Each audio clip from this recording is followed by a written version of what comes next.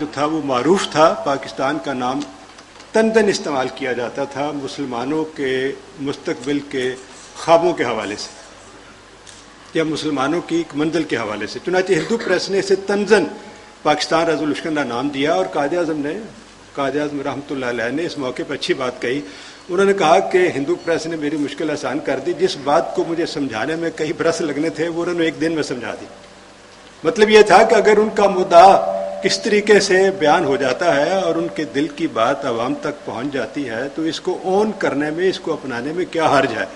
اور تاریخ یہ بتاتی ہے، اگر آپ کبھی زحمت فرمائیں اور مسلم لیگ کا ریکارڈ دیکھیں، اب میں اس میں تفصیل میں نہیں جانا چاہتا کیونکہ مجھے پھر افسوس ہے کہ اس پہ پھر ایک طویل بحث شروع ہو جائے گی جبکہ اصل موضوع پیچھے رہ جائے گا. اگر اس کے بعد کا آپ ریکارڈ دیکھیں تو مسلم لیگ نے 23 مارچ 1940 کے حوالے سے پاکستان کو اور تصور پاکستان کو نہ ہی صرف یہ کہ اپنایا، حرز جاں بنائے رکھا. آپ 1941 کی مسلم لیگ کے جلسے کی رویداد پڑھیے. 1941 میں جب مسلم لیگ کا جلسہ ہوا تو حضرت قائد اعظم نے جو شیروانی پہنی ہوئی تھی اس کے بٹنوں پر پی لکھا ہوا تھا، اسٹیج پہ پاکستان لکھا ہوا تھا، اور اسٹیج پہ پاکستان کا چھوٹا سا فلیگ بھی لہرا رہا تھا.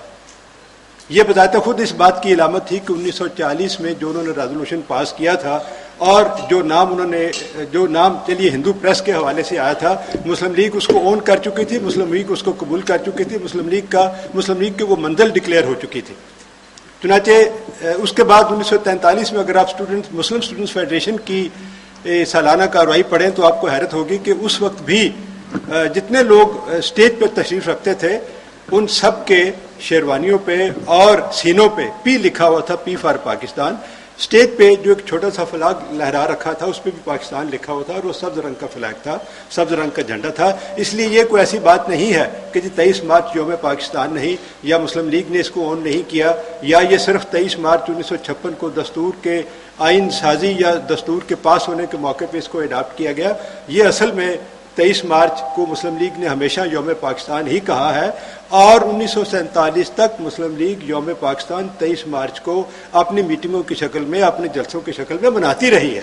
اس بات کو اب میں کنکلوڈ کرتا ہوں کیونکہ یہ بذات خود ایک لمبی بحث ہو جائے گی. ان کی گفتگو کا دوسرا حصہ جو ہے وہ قابل غور ہے کہ یہ اسلامی جمہوریہ پاکستان کا یوم تھا، اور بعد میں جب انہوں نے بالکل درست فرمایا کہ جب یہاں خاکی وردی اور بھاری بوٹ آ گئے تو اب چونکہ اسلامی جمہوریہ نہیں رہا تھا، ماشاء اللہ مسلط ہو چکا تھا 59 میں، اس لیے اس کو پاکستان یا یوم پاکستان کہہ دیا گیا. مت بھولیے کہ قرارداد پاکستان بھی اسی دن پاس ہوئی تھی. اینی وے میں اس بحث کو بڑھانا نہیں چاہتا. آج کے موضوع کی طرف. آج کا موضوع ہے ہماری آزادی، حقیقت یا سراب. اب اس موضوع پر مختصر سے خطاب سے پہلے میں ایک بات عرض کر لوں کہ میں نہ از قسم مقرر ہوں، نہ میں اسٹیج کا بندہ ہوں. یہ حضرت قبلہ ڈاکٹر اسرار احمد صاحب کا حکم تھا اور فرمان تھا، جس کی اطاعت میں جس کی فرمان کی پابندی میں یہاں آج آپ کے سامنے میں موجود ہوں. وہ فکروں میں الجھانا، جذباتی بہاؤ میں بہا کر لے جانا وہ میرا انداز نہیں. میں آپ سے آج کے اس موضوع پر مختصر ترین الفاظ میں جو گفتگو کروں گا وہ صرف اور صرف وہ بات ہے جس پہ میرا یقین ہے، جس پہ میرا ایمان کی حد تک یقین ہے اور جو میرے دل کی آواز ہے. مجھے ذاتی طور پر جب اس موضوع پر خطاب کی دعوت ملی تو قدر حیرت ہوئی. حیرت اس بات پر کہ پاکستان 1947 میں بنا تھا، آج 2006 میں یہ سوال اٹھایا جا رہا ہے کہ ہماری یہ آزادی حقیقت ہے یا سراب.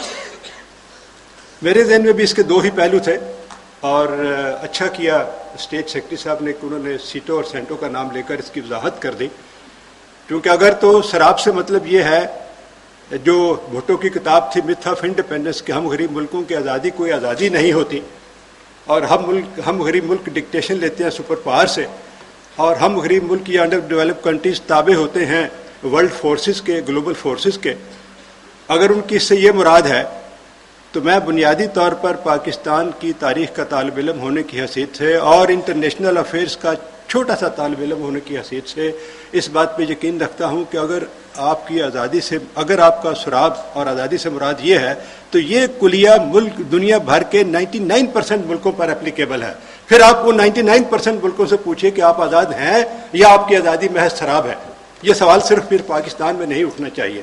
اب یہ مسئلہ جو ہے چونکہ اس کی ایک گلوبل ڈائمنشن ہے، انہوں نے سینٹوں اور سیٹوں کی بات کی جس کے ہم رکن 53 54 میں کہیں بنے 54 میں بنے تھے. اب اس مسئلے کے ایکسپرٹ ہیں ہمارے پاس اکرم ذکی صاحب، جن کی ساری زندگی ڈپلومیٹک لائف میں فارن افیئرز میں گزری، جو اور سیکرٹری جنرل ریٹائر ہوئے فارن افیئرز کے لیے. اس لیے اس موضوع کو اور اس حصے کو من تک چھوڑتا ہوں. لیکن ایک بات چھوٹی سی آپ ذہن میں رکھیں کہ آج کی دنیا ہو یا آج سے 30 سال پہلے کی دنیا یا آج سے 50 برس پہلے کی دنیا، اگر تو آپ کی سراب سے مراد یہ ہے جس کا ابھی سٹیج سے جس کی طرف ہلکا سا اشارہ کیا گیا، تو پھر یہ ذہن میں رکھیں کہ یہ 99 نہیں تو کم سے کم 90% ملکوں پہ یہ کلیہ اپلیکیبل ہوتا ہے. پھر 90% ملک جو ہیں دنیا کے وہ کبھی غلام رہے یا نہیں، وہ 50 سال سے آزاد ہے یا وہ 2000 سال سے آزاد ہے، ان سب پہ پھر یہ کلیہ لاگو ہوگا. خود برطانیہ پر بھی یہ کلیہ لاگو ہوگا. اگر آپ نے یہی کہنا ہے کہ وہ جس طریقے سے ٹونی بلیئر کی برٹش پریس میں تصویریں چھپ رہی ہیں، بش کا کتا بنا کر اس کو پیش کیا جا رہا ہے اور برٹش پریس یہ کہہ رہا ہے کہ یہ آنکھیں بند کر کے بش کی بتائی ہوئی لائن پہ چلتا ہے، تو پھر ان سے بھی پوچھنا پڑے گا کہ یار آپ کی آزادی حقیقت ہے یا سراب. اس موضوع کی طرف نہیں آتا، وہ اکرم ذکی صاحب کے لیے چھوڑتا ہوں. یہ ان کا موضوع ہے، ان کا فیلڈ ہے. میں صرف اندرونی حوالے سے بات کروں. جب میں نے یہ موضوع پڑھا، جو دعوت نامہ مجھے دیا گیا اس میں اس موضوع کا ذکر تھا، تو مجھے ایک چھوٹا سا قصہ یاد آ گیا. میرا جی چاہتا ہے کہ سنجیدہ پڑھے لکھے لوگوں کی محفل میں وہ قصہ سناتا چلا جاؤں، وہ واقعہ سناتا چلا جاؤں، اگرچہ جس قسم کی آڈینس، جس قسم کے سامعین میرے سامنے موجود ہیں ماشاءاللہ پڑھے لکھے سنجیدہ، ان میں شاید یہ بات تھوڑی سی ہلکی لگے، لیکن اس کو ایک حقیقت سمجھ کر سن لیجئے گا اور قبول کر لیجئے گا. یہ 1981 کا واقعہ ہے کہ لاہور کے 3-4 معروف دانشور، میں نام اس لیے نہیں لے رہا کہ آپ سب ان کو جانتے ہیں، ان کے نام خاصے پرامیننٹ ہیں، وہ ہندوستان یاترا پہ گئے، ہندوستان کی سیر کے لیے تشریف لے گئے. انہوں نے واپس آ کر مجھے یاد ہے کہ چھوٹی سی نشست کی تھی. مال روڈ پہ ایک ریسٹورانٹ ہوا کرتا تھا 786، اب نہیں رہا. وہ 786 ریسٹورانٹ میں ایک چھوٹی سی نشست، 15-20 دوست صرف اس میں انوائٹڈ تھے. اس میں ان سے کہا گیا کہ یار اپنے تاثرات بیان کیجیے، آپ ہندوستان یاترا کے بعد کیا محسوس کرتے ہیں اور آپ نے وہاں کیا دیکھا. انہوں نے باقی باتیں جو کی وہ تو آج کل آپ کو ہر کالم نگار کے کالموں میں ملیں گی، لیکن ایک چھوٹا سا واقعہ مجھے یاد رہ گیا. وہ حقیقت یا سراب کے حوالے سے آپ کی خدمت میں پیش کرنا ضروری سمجھتا ہوں. وہ اصل میں خشت اول ہے میری باقی گفتگو کا. ان دوستوں نے یہ کہا کہ جب ہم دلی گئے اور رات ایک چھوٹے سے ہوٹل میں قیام کیا، صبح دلی کی سیر کو نکلے، ہوٹل کے سامنے کھڑے تھے، تو ہم نے ایک ٹیکسی دن بھر کے لیے ہائر کر لی یا کرائے پہ لے لی. اس زمانے میں دلی میں، اس زمانے میں چونکہ ابھی سکھوں کے خلاف ایکشن نہیں ہوا تھا، اس لیے دلی میں اکثر ٹیکسی ڈرائیور سکھ ہوا کرتے تھے. چنانچہ وہ کہتے ہیں ایک سردار جی ہمیں مل گئے، ہم نے دن بھر کا ان سے معاوضہ طے کیا، ٹیکسی لے لیا اور ان سے کہا جی آپ ہم نے دلی بھی دکھائیں اور شام کو نماز مغرب کے قریب ہمیں آپ حضرت نظام الدین اولیاء کے مزار پہ اتار دیں، اس کے بعد ہم جانے ہمارا کام. وہ کہتے جی ہم سردار صاحب کے ساتھ نکلے، وہ ہمیں نیو دلی پرانی دلی کی سیر کرا رہے تھے، اور ہم جیسے کہ عام طور پر سیاح کیا کرتے ہیں، ٹورسٹ کیا کرتے ہیں، ہندوستان کی ترقی، عالی شان عمارتیں، انڈسٹری، دریا، پارکوں کی بڑی داد دے رہے تھے آپس میں بیٹھے. یار یہ دیکھو کتنی خوبصورت سڑک ہے، یار یہ دیکھو کتنی خوبصورت